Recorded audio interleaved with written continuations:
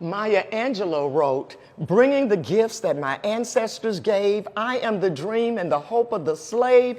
I rise, I rise, I rise. And so many of us were able to rise because of inspirational words like that.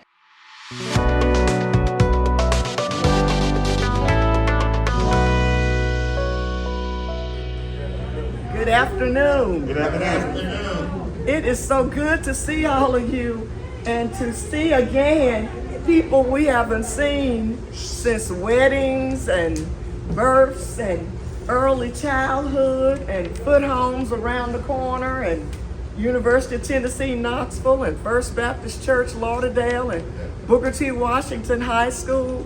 Oh my goodness. Miss Ishmael's over in Foot Homes where we used to have activities. Thank you, thank you, thank you. Ingrid, Wayne, you all stand up. Thank you so much for all that you've done. Wave your hand in the air. Wave like you don't care. We are so thankful. All of the staff, employees, the team here at the Cornelia Crenshaw Library. We're live and in living color, in Technicolor, here at the beautiful, beautiful, oh my goodness, this is, I'm overwhelmed. Because as a little kid, I would walk from the Foot Homes is gone. Yeah. Oh my goodness. What is it called now? South City. Foot Park in South City. South City. The whole area is South City, but Foot Homes is called Foot Park and South City. Well, welcome to Foot Homes in South City. Foot Park. Foot Park. Our apartment was right around the corner, and I could just walk up here at any time and enjoy myself in the library.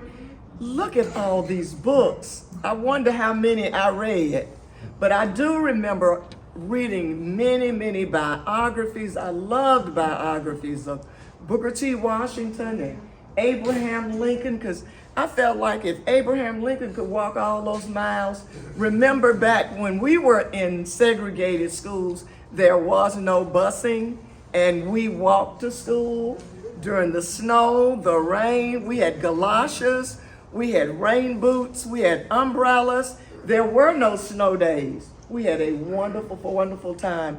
And 38126 has been just dear to my heart. Let me tell you how this book originated. Out of the blue, I didn't think I was going to retire so early. But out of the blue, and the smell of popcorn brings up this story. I was leaving near our human resources director's office.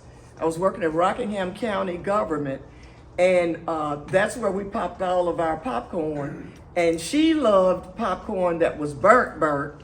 And I liked popcorn with no butter and no salt, nothing on it. And we were laughing about our differences. As I walked back to my office and started writing a press release, I distinctly heard the Lord say to me, it's time to go. And I know my preacher friend out here. I know you know what I mean. It's time to go. And I'm thinking, wait a minute. I really wasn't ready to go. I was enjoying that paycheck. And I'm scared to argue with God. And I sat down right then, changed the press release, and wrote my resignation letter to my bosses. And they thought I was teasing or joking. And they thought I was going to leave at the end of the fiscal year, which would have been the end of June 30th, 2022. And I told them no. Then they said, oh, you're gonna leave December 31st, 2021. I said, no, I'm leaving now. And so I retired, I went home, and it was very different because I am a busy person who is always on roller skates. And I was sitting there one day thinking, I can't deal with this. And the soap operas are fine. Hey, they helped to pay my paycheck when I worked in television. But I could not see myself watching soap operas all day and game shows. And you don't like doing that either. I understand you've been retired longer than me. And so I sat down at my laptop and I just started typing. And it was almost like God was saying, I want you to write this. I didn't even know what this was.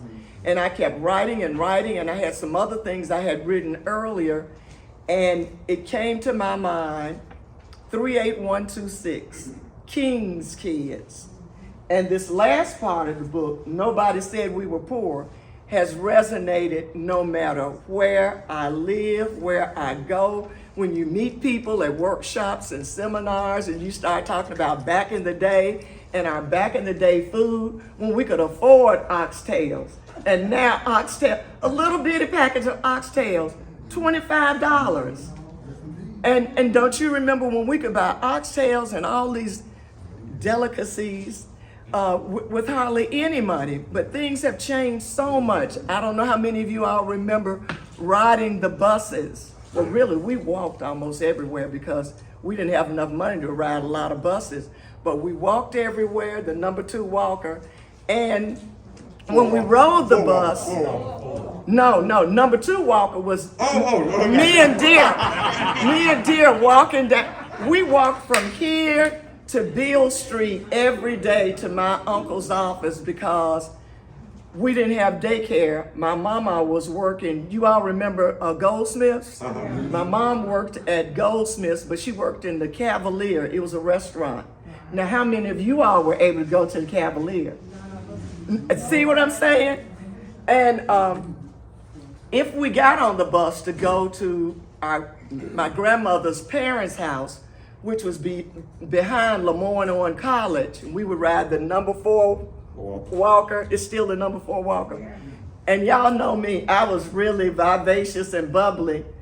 And I'm just gonna run on, get on the bus, try to sit down up front. My grandma would just grab me and pull me to the back, yeah. And then on Thursdays, that was always a big day because that's the days that you could go to the zoo or go to the fair or go to the symphony, go to the circus. The other days, we couldn't go. Colored people couldn't go. And then when we went on Beale Street, where I was every day, we could just walk in and out and just buy whatever we wanted to buy, try on hats. But when we got on Main Street, we were not able to try on the hats.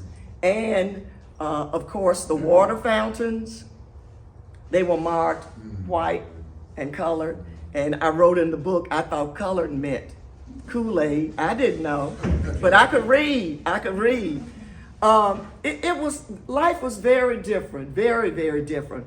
So this book, and I'm very thankful for this book, and the first book that I wrote, Faith Over Fear, Bishop Charles Harrison Mason and the Church of God in Christ. And what I did was just shorten my dissertation and take out all those scholarly big words and principles to make something much shorter for people to read about, to let them see the challenges. When you think about the Church of God in Christ, and it is now the largest predominantly Black Pentecostal holiness denomination in the country. And we have churches, in dozens and dozens of countries. But when you think that they started off with sharecroppers and started off with people who didn't have a lot of skills, who didn't have a lot of learning, but had a lot of burning. And because of all that he had gone through, he was able to teach people using the same leadership skills that I had to go and work on for 3 years to get a PhD. And I'm thinking, how did he know all this stuff? He got it all from the Bible. But back to this book, Nobody Said We Were Poor. 38126 King's Kids. Every book that is sold, all of the money goes to support scholarships. And so far, all of the scholarships that we have given have gone to 4-year schools, universities, 2-year schools in North Carolina, plus Hampton University in Virginia. But it has been a real blessing to kids. And the reason why I thought about it was because as a young person matriculating at the University of Tennessee, Knoxville, we didn't always have a lot of money, right? Yeah. And sometimes we would be waiting on those special boxes with the sardines and the saltines and the Vienna sausages and the potted meat. But oftentimes I was not able to buy the books that I needed.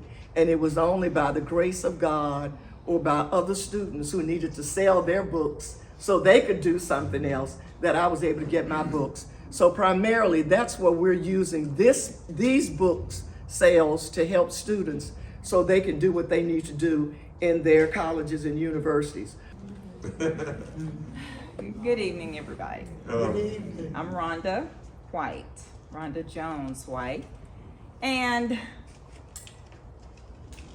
first of all, it's just good to be in this place. You know, I haven't been here since I was maybe in the 3rd or 4th grade, whenever they integrated the library system. I think it's kind of when I started to go to the library near my house. But what I want to say is, first of all, my connection with Mable and 38126 is that I went to school in 38126. Mable I knew from elementary school at George Avenue School, but we weren't in the same class until we got to junior high school.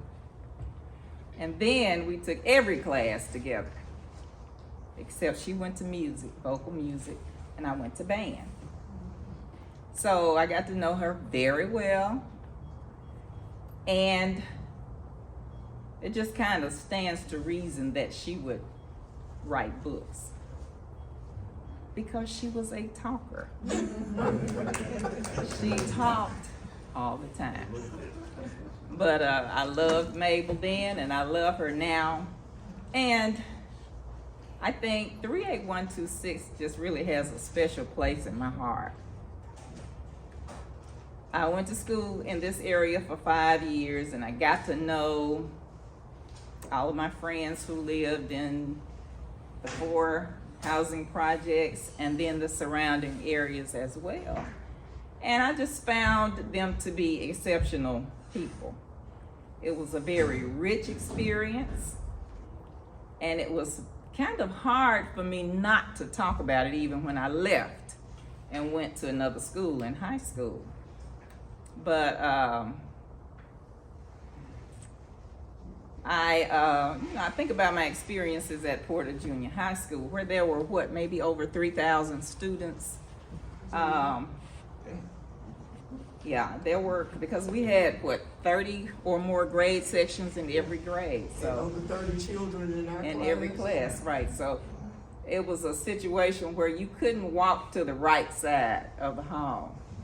You just had to go with the flow, you know. So, but I got a lot of friends. I mean, I developed a lot of friendships, and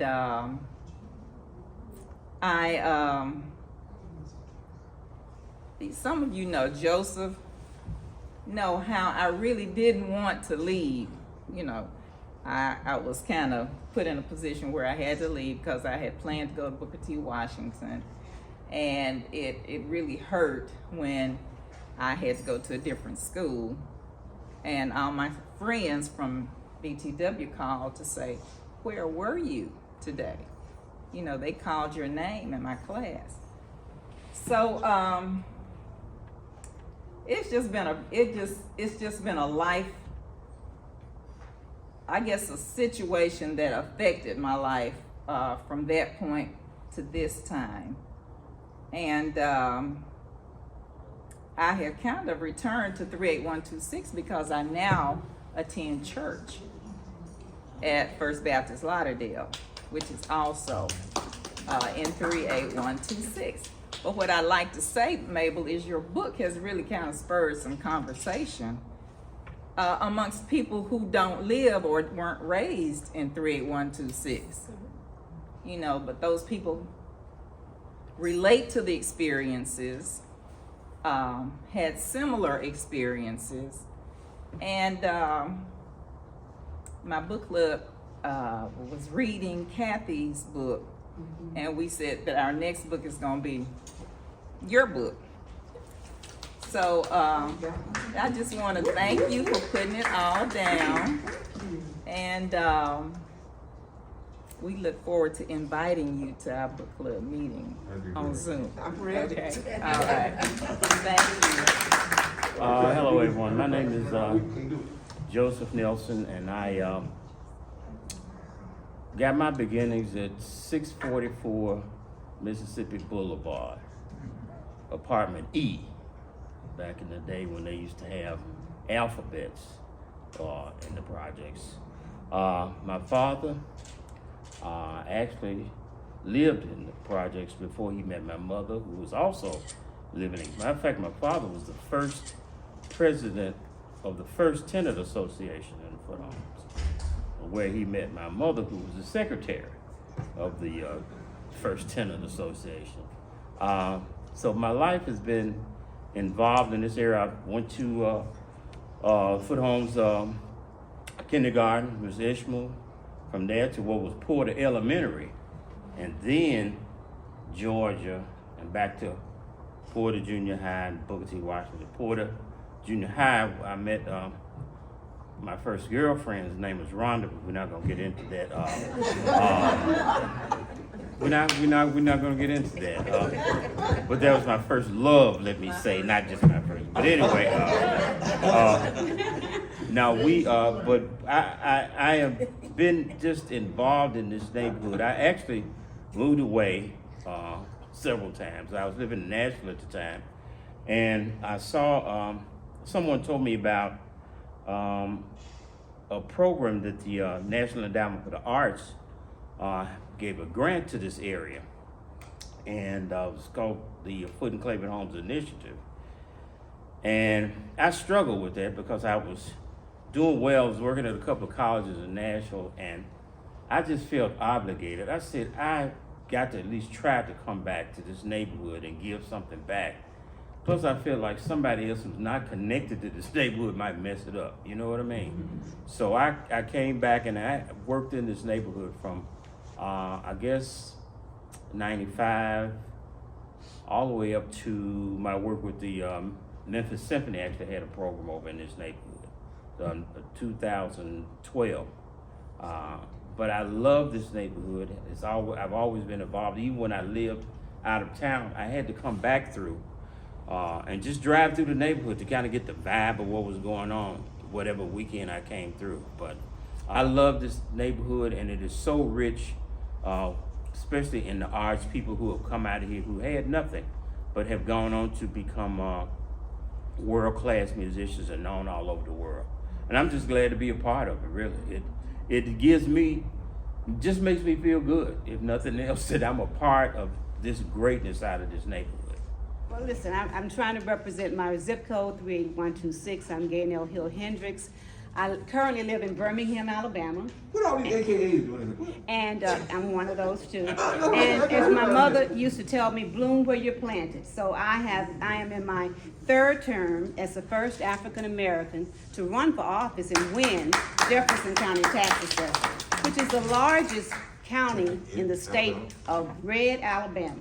And I won. So I'm very proud to represent my city, my zip code. It's been an honor. Mable has been my friend since high school. I lived at 392 Edith Street, right next to Dr. Philip Brooks, who was a physics teacher a biology teacher at Lemoyne Owen. His daughters were my piano teachers. Mosey Vaughn, Hooks, and all lived right next door. That was during the time when we all lived together, when we had teachers and doctors living next door to working class families, and we all grew as a result of that. So I'm very proud of my friend Mable. She drove from North Carolina. She picked me up, and I brought Miss Mable on back home to Memphis. So it's been a pleasure. I'm very proud of my friend and very proud of my zip code, 38126, and try to represent wherever I go. Thank you all so much. Neighbor, maybe come here to tell you. Sure. It was the funniest thing. We used to wait to see she was a good kid. She didn't get many whippers. So when she did, everybody would turn around and listen. Give us a demonstration. It's funny as hell. I don't believe you. She cried like a rapper. She was like this. And it still didn't stop my mama or grandmother from spanking me. So. You get it? Say who you are, James. Oh, James Word, friend, longtime friend, and client, a customer of Mable Springfield. Great. Oh my God. Now Frederick Harrell, a longtime friend Yes. of Mable Springfield and Gay Down. And you wrote. And my name is Leonard Blakely, longtime broadcast friend at radio station WMPS, Mable Springfield. And I worked Yes. across the street at WREC radio back in the day when the white people had to hire some black people. Thank you very much. Good to be here. May I add one other thing? Mabel and I attended UT Knoxville.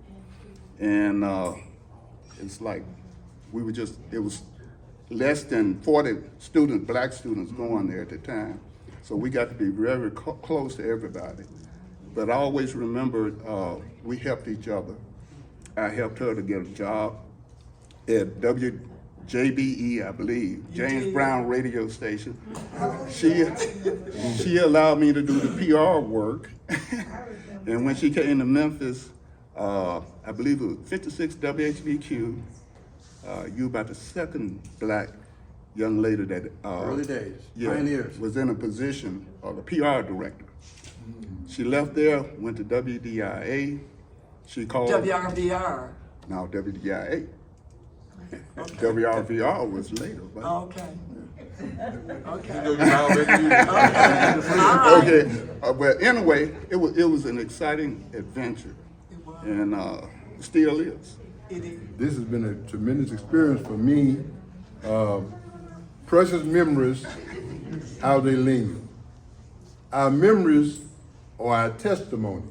If you don't tell your testimony, nobody knows what you've done, what you will do. So this is a good experience in telling our testimony. And many of us, I came from Manassas High School, and we had the same kind of thread as Booker Washington and all those schools that were doing great things.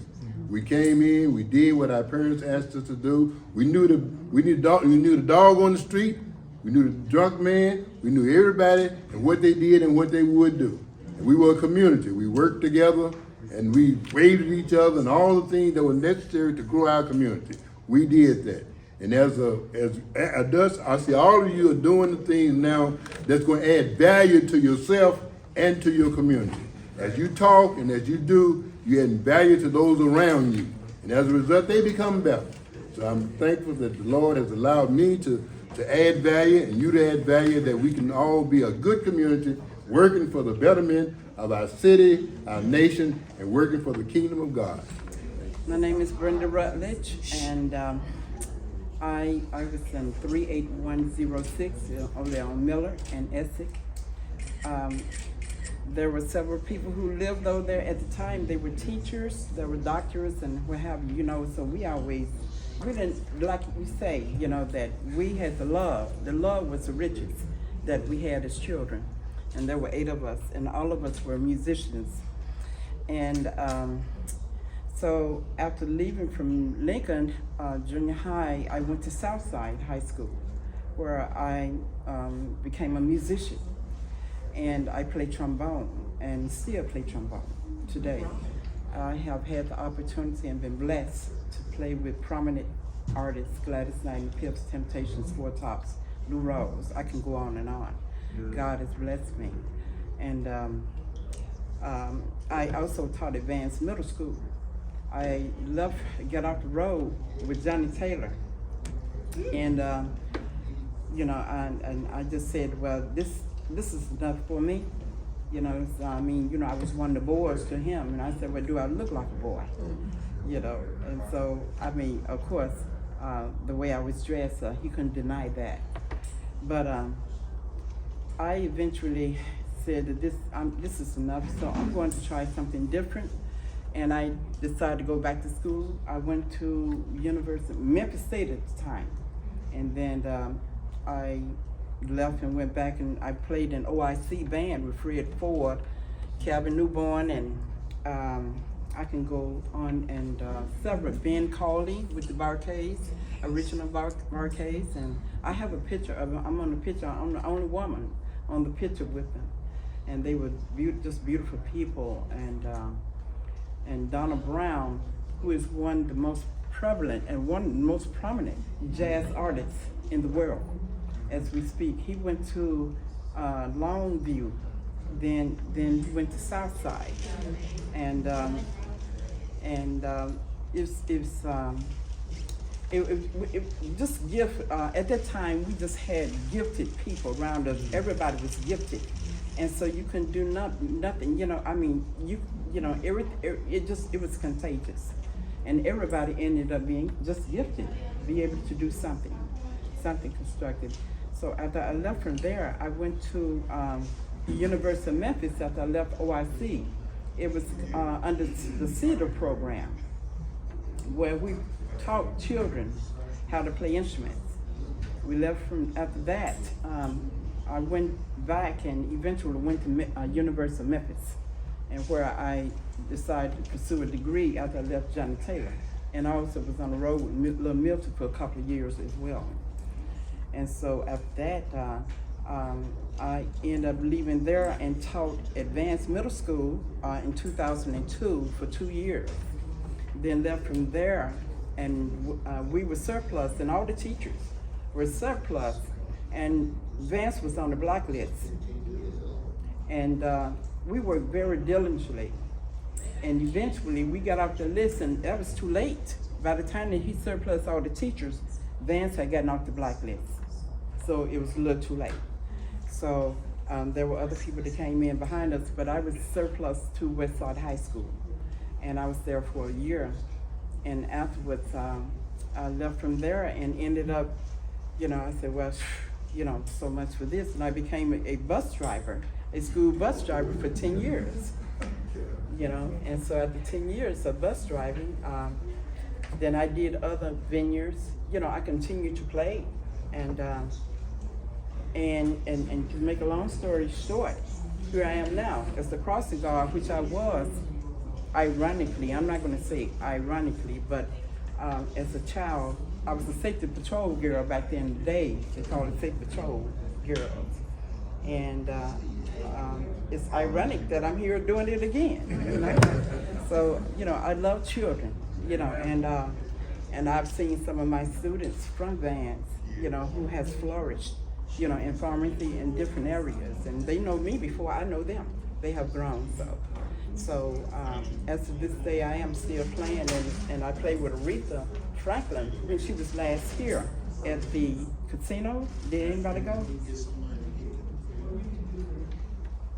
Yes, ma'am. And so I performed with her, and also the Temptations when they came here.